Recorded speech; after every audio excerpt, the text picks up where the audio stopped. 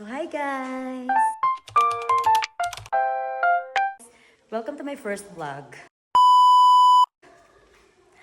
So this vlog is about pitch. Share ko lang sa inyo ha. Kanina nung lunch, nag-usap kami ng co-teacher ko na classmate ko ng college and high school. Wow! Sabi ko sa kanya na training na natin next week. Kasi nga, magkakaroon kami ng training. 5 days at sa Calbayog. Sabi ko sa kanya, wala akong budget for this training kasi wala nga akong money. Sabi niya, sakto lang naman yung 500 pesos kasi try na namin yun nung nag-training kami sa Calbayog. Napaisip ako, i-vlog ko kaya tong i-vlog ko kaya tong situation na to.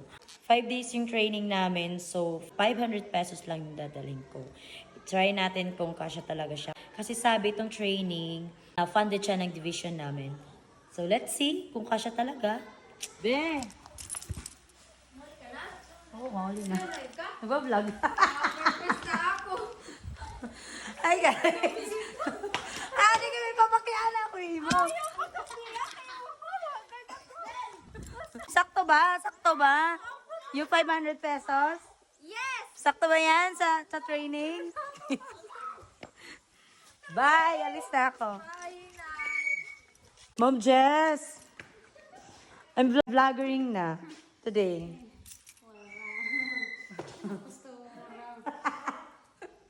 Kasi kami ni Liza, dapat pagtatagalog kita. Pagtagalog tayo! Sige. Kato ko. Hello! Guys, dungkotong ko yung Liza.